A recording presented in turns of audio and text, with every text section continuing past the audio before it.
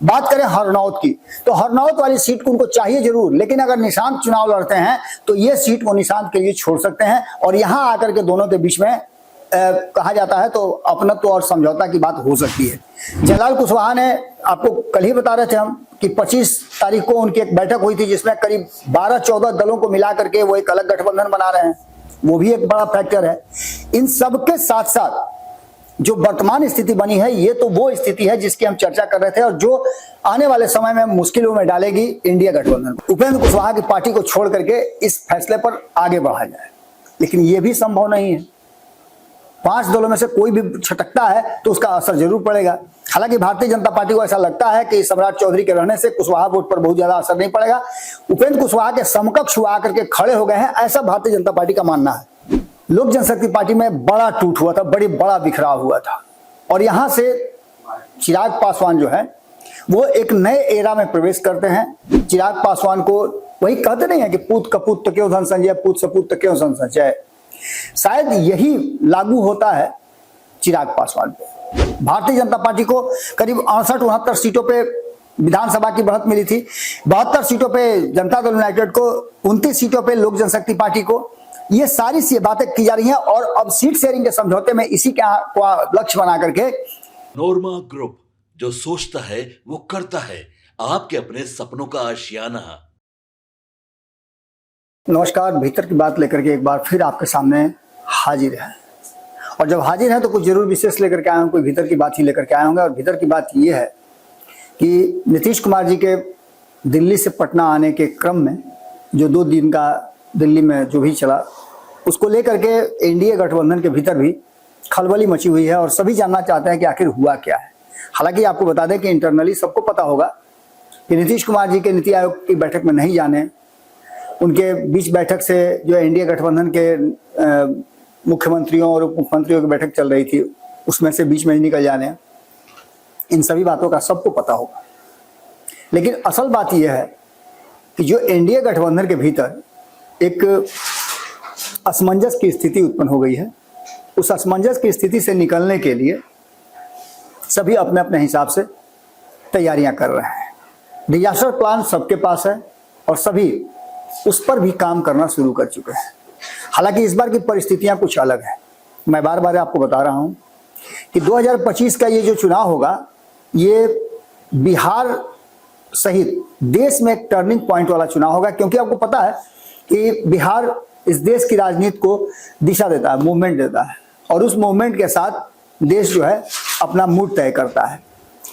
अचानक से नीतीश कुमार के पटना आने से पहले मीटिंग का अनाउंसमेंट कर देना, और मीटिंग का अनाउंसमेंट तो हुआ, एजेंडा कुछ और था, अचानक से सब कुछ बदल गया। दूसरी तरफ आपने देखा होगा कि जो मुख्य विपक्षी दल है राष्ट्रीय जनता दल, वहां भी उनके पारिवारिक और अन्य चीजों को लेकर के काफी गतिरोध उत्पन्न हो गया है, कई फैसले लेने पड़े हैं। लेकिन इन सबके बीच में चिराग पासवान, जिनकी चर्चा लगातार होने लगी है और चर्चा इसलिए भी होने लगी है कि इस बार चिराग पासवान वो की फैक्टर हैं कि एनडीए गठबंधन में उनको रखने के लिए मारामारी चल रही है।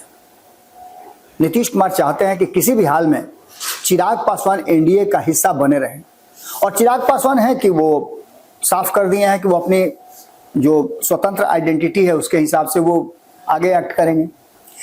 एक बड़ी पुरानी बात मुझे याद आ रही है 2020 के चुनाव की। 2020 के चुनाव में चिराग पासवान ने जब चुनाव परिणाम आए थे तो 11 नवंबर को एक ट्वीट किया था, मुझे वो ट्वीट याद है।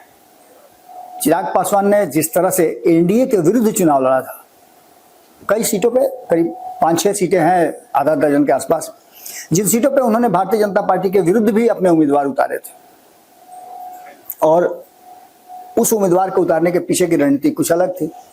और बाकी जो 130 के आसपास उम्मीदवार जो उतारे थे उन्होंने नीतीश कुमार के खिलाफ,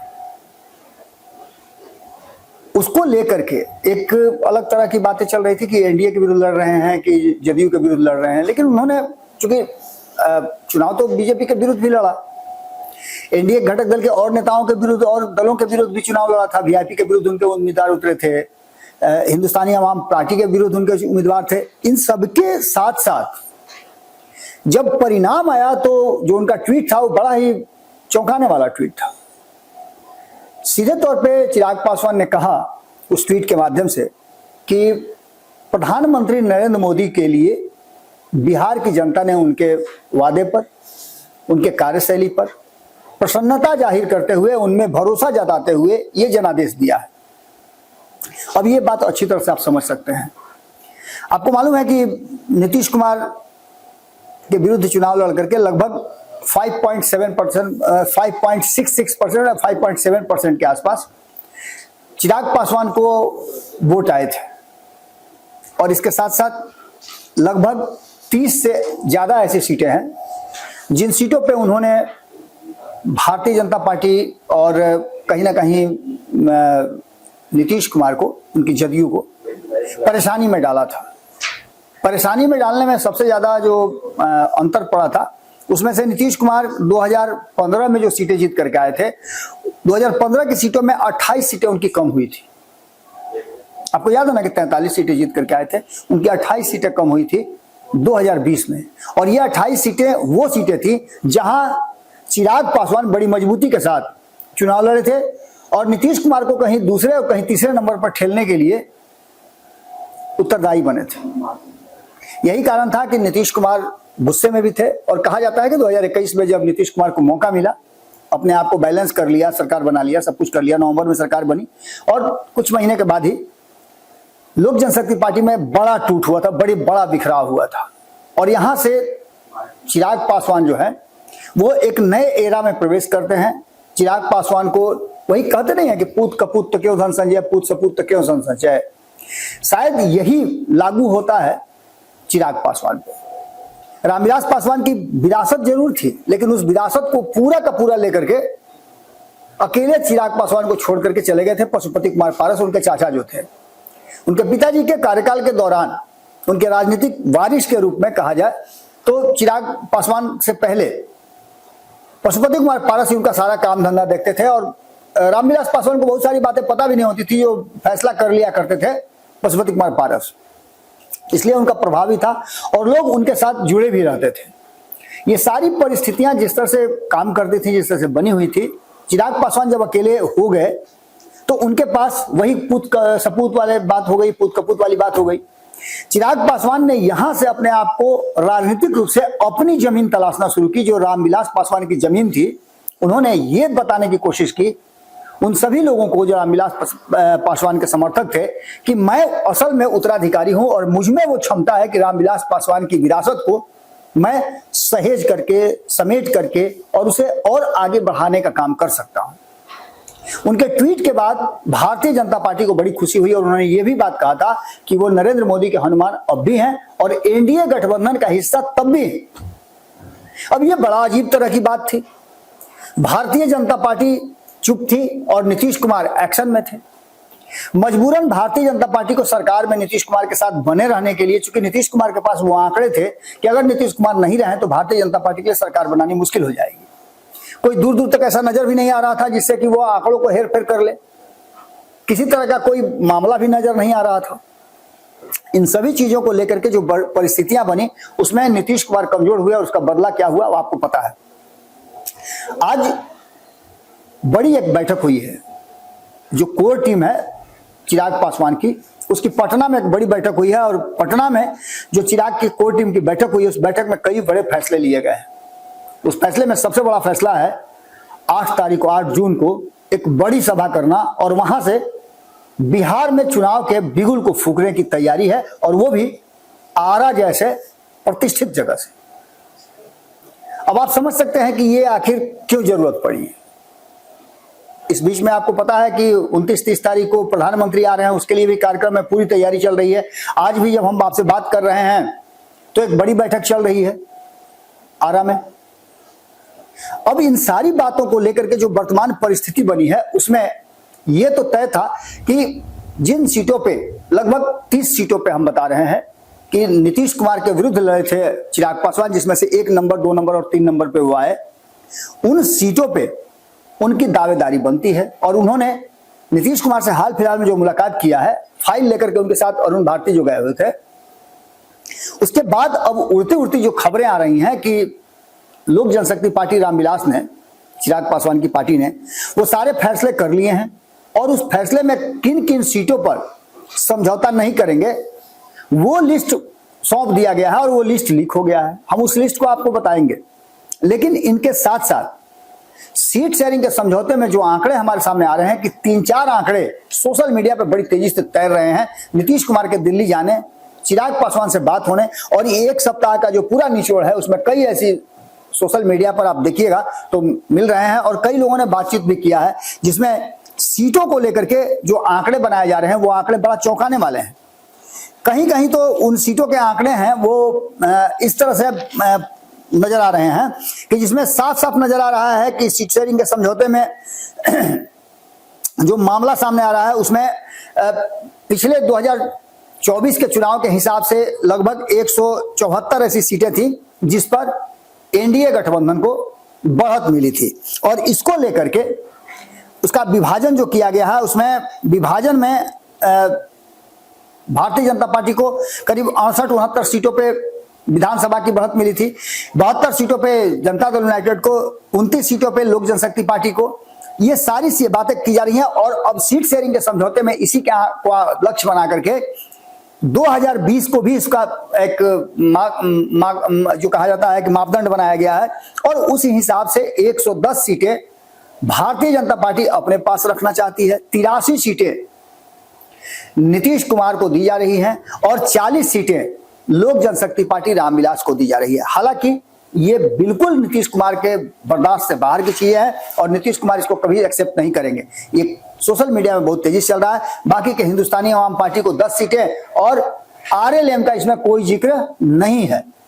वर्तमान परिस्थिति में जिस तरह से आप देखे होंगे कि उपेंद्र कुशवाहा की स्थिति है, उपेंद्र कुशवाहा की पार्टी में एक बार फिर से लग रहा है कि कुछ बड़ा होने वाला है, उसको लेकर के भी बातें चल रही हैं। दूसरी तरफ जो आंकड़े आ रहे हैं उसमें हमने आपको पहले बताया था कि 122-121 का आंकड़ा है, इस पर भी जाकर के मामला अटका हुआ है। तो दूसरी एक और है कि 101 और 41 का आंकड़ा हो और इन दोनों छोटे दलों को जिनको कहा जाता है हिंदुस्तानी आवाम पार्टी और उपेंद्र कुशवाहा की पार्टी को छोड़ करके इस फैसले पर आगे बढ़ा जाए। लेकिन यह भी संभव नहीं है। 5 दलों में से कोई भी छटकता है तो उसका असर जरूर पड़ेगा। हालांकि भारतीय जनता पार्टी को ऐसा लगता है कि सम्राट चौधरी के रहने से कुशवाहा वोट पर बहुत ज्यादा असर नहीं पड़ेगा। उपेंद्र कुशवाहा के समकक्ष हुआ करके खड़े हो गए हैं, ऐसा भारतीय जनता पार्टी का मानना है। इसके अलावा कई कुशवाहा नेता जो हैं अपनी अपनी अलग अलग पहचान बना रहे हैं, जिसमें आपको हमने बताया भी था कि जयलाल कुशवाहा हैं, वो अलग अपनी राजनीति कर रहे हैं। इसके बाद सुभाष कुशवाहा वो अलग राजनीति कर रहे हैं। इसके अलावा आपने रमेश कुशवाहा की बात की जो अपनी पत्नी को अभी सिवान में चुनाव लड़ाए, सांसद बनी, छोड़ करके वो प्रदेश अध्यक्ष हुआ करते थे उपेंद्र कुशवाहा के, वो चले गए हैं। रामेश्वर कुशवाहा पार्टी में हैं लेकिन उनको क्या मिला हुआ है आपको पता है अच्छी तरह से। इसके अलावा और कुशवाहा नेता है जिसमें श्री भगवान कुशवाहा भी जनता दल यूनाइटेड में अपनी बढ़त बनाने की, अपने को कुशवाहा नेता के रूप में आगे लाने की कोशिश कर रहे हैं। हालांकि उनके बयानों को लेकर कई बार कंट्राडिक्शन हो जाता है। इस तरह से कुशवाहा नेताओं की एक फौज है जिसमें नागमणि कुशवाहा भी हैं। जयलाल कुशवाहा ने आपको कल ही बता रहे थे हम कि 25 तारीख को उनकी एक बैठक हुई थी जिसमें करीब 12-14 दलों को मिला करके वो एक अलग गठबंधन बना रहे हैं, वो भी एक बड़ा फैक्टर है। इन सब के साथ साथ जो वर्तमान स्थिति बनी है ये तो वो स्थिति है जिसकी हम चर्चा कर रहे थे और जो आने वाले समय में मुश्किलों में डालेगी इंडिया गठबंधन को। लेकिन खैर सीटों की बात अगर करें तो सबसे ज्यादा पेच यही फंसा हुआ है। हालांकि जो बातें सामने हैं, कल संपादक मनमोहन मिश्रा जी के साथ बातचीत हो रही थी तो आपने देखा भी होगा कि चिराग पासवान ने कहा भी है कि सब कुछ नॉर्मल है। नीतीश जी ने बधाई भी दिया, नीतीश जी ने कहा भी कि आप बहुत अच्छा कर रहे हैं, निश्चित रूप से आपको आगे बढ़ना चाहिए, आगे करना चाहिए। इसके साथ साथ जो सीटों का समीकरण है वो हम आपको बताने जा रहे हैं, क्योंकि हम आए असल में आपको वही बताने के लिए हैं कि सीटों का जो आंकड़ा है करीब हमारे पास जो 2 दर्जन से ज्यादा, लगभग 2.5 दर्जन के आसपास हमारे पास जो सीटें हैं उन सीटों में कहीं ना कहीं कॉन्ट्राडिक्शन होगा, कॉन्फ्लिक्ट होगा और इन्हीं सीटों पे आकर के मामला अटकेगा। अब जो असल जाकर के पेज फंसा हुआ है वो पेज फंसा हुआ है कि कई ऐसी सीटें हैं जिन सीटों को लेकर के जनता दल यूनाइटेड 2015 में, 2010 में उन सीटों पे जीती है। अब 2020 के चुनाव के परिणाम के हिसाब से और जिस तरह से प्रदर्शन किया है चिराग पासवान ने, उनमें से लगभग जो सीटें हैं उन सीटों की हम बताते चलते हैं। जिसमें से पहली सीट मटिहानी ले लीजिए। यह सीट लोक जनशक्ति पार्टी जीती थी और इसके जो जीतने वाले कैंडिडेट हैं राजकुमार सिंह, वो अब कहाँ है सबको पता है, इस पर किस तरह की कोई बात करने की जरूरत भी नहीं है। अब ऐसी स्थिति में ये सीट किसी कीमत पर छोड़ने के लिए मटिहानी की तैयार नहीं है। दूसरा सीट है नाथनगर की। ये नाथनगर की सीट भी चिराग पासवान को चाहिए, तो वहीं रोसड़ा की सीट भी उनको चाहिए। सिवरी बख्तियारपुर में भी वो सीट छोड़ने के लिए तैयार नहीं है, तो गायघाट का सीट भी उनको हर हाल में चाहिए। गायघाट की सीट पर पिछली बार भी उनको उम्मीदवार ने अच्छा प्रदर्शन किया था। बात बरहमपुर की करें तो यहाँ भी वो अपने उम्मीदवार उतारेंगे। आपको याद है और देखा होगा आज ही आपने कि हुलास पांडे ने प्रेस वार्ता करके आरा में एक बड़ी सभा रखी है, जिसकी चर्चा हम कर रहे थे कि उसमें बहुत बड़ी घोषणा होने वाली है। तो निश्चित रूप से बरहमपुर की सीट जो है वो भी सीट छोड़ने की स्थिति में नहीं है। कि पिछली बार क्या हुआ था, राकेश रोशन जो अभी तिरहुत से चुनाव लड़े हैं वही वहां से चुनाव लड़े थे और तेजस्वी यादव की वहां जीत हुई थी। भारतीय जनता पार्टी के हार का सबसे बड़ा कारण जो है वो बने थे। इसके अलावा आपको बता दें अरवल की सीट भी उनको चाहिए, सिकंदरा की सीट चाहिए, अलौली की सीट सबसे ज्यादा जो महत्वपूर्ण सीट है अलौली की सीट है। इस पर प्रतिष्ठा बना हुआ है। इस सीट को हर हाल में लड़ना चाहते हैं खुद से और अपने कैंडिडेट उतारने की तैयारी भी चल रही है। आपने देखा होगा कि इसको लेकर के पारिवारिक ड्रामा भी खूब चला। दूसरी तरफ चाचा पशुपति कुमार पारस अपने बेटा को वहां से उतारना चाहते हैं, मुस्कान को, उसके लिए भी तैयारी चल रही है। वो तो घोषणा भी कर चुके हैं कि वो राष्ट्रीय जनता दल की तरफ से चुनाव लड़ेंगे। देखना होगा कि वहां से जो सदा हैं वो जीते हुए हैं, उनका क्या होता है ये भी देखने वाली बात है। कसबा की सीट जो है ये सीट भी यहाँ पर दूसरे नंबर पर रहे थे और ये सीट भी छोड़ने की स्थिति में नहीं है, हालांकि इसमें कोई समस्या भी नहीं होगी। तरैया की सीट जो है इस सीट पर भी अपना कब्जा जमाने के लिए पूरी तैयारी करके बैठे हुए हैं। वहीं राजा पाकड़ की बात करें, फतुहा की बात करें तो पटना जो शहरी क्षेत्र है, पटना जिला के अंदर में शहरी क्षेत्र के जो सीटें हैं उनमें से एक दो सीटें जो हैं वो चिराग पासवान को चाहिए। आगे की राजनीति के लिए जरूरी है कि पटना मेन में उनके अपने विधायक हों और इसके लिए वो तैयारी शुरू कर चुके हैं और इन सीटों पे फतुहा पर उनका विशेष ध्यान है। इसके अलावा भी और कई सीटें हैं जिसकी हम चर्चा करेंगे। इसके अलावा आपको बता दें कि कुम्हरार की सीट पर भी उनकी नजर है, नजर तो उनकी पटना सिटी वाली सीट पर भी है। इन सभी के साथ साथ आपको बता दें कि नाथनगर की सीट की बात करें तो नाथनगर की सीट भी उनको चाहिए और पालीगंज में भी अपना उम्मीदवार उतारा था, वहां भी उनको सीट चाहिए। राजेंद्र सिंह को उन्होंने दिनारा में उतारा था पिछले 2020 के चुनाव में। अब तो राजेंद्र सिंह भारतीय जनता पार्टी में ताल ठोक रहे हैं कि उनको चुनाव लड़ाया जाएगा, लेकिन अब देखना यह होगा कि क्या चिराग पासवान उसको छोड़ते हैं। हालांकि छोड़ने की बहुत दूर तक गुंजाइश नहीं है। चिराग पासवान के पास एक वैलिड कैंडिडेट, बहुत मजबूत कैंडिडेट उनके पास दिनारा के लिए तैयार बैठा हुआ है और चुनाव लड़ने की पूरी तैयारी कर चुका है। इंटरनली सब कुछ लगभग चल रहा है। वहीं सासाराम की बात करें तो इस सीट पर भी वो चुनाव लड़ना चाहते हैं। जीरादेई की बात करें तो यहाँ भी, रघुनाथपुर की बात करें तो यहाँ भी कहीं ना कहीं वो चुनाव लड़ना चाहते हैं। और बड़हरिया में आपको याद होगा, बड़हरिया में उन्हीं के उम्मीदवार हुआ करते थे, 2015 में हार गए थे बच्चा पांडे, वो जो हैं इस बार वहां से जीत करके आए हैं। टूना पांडे के भाई हैं, आपको पता ही है।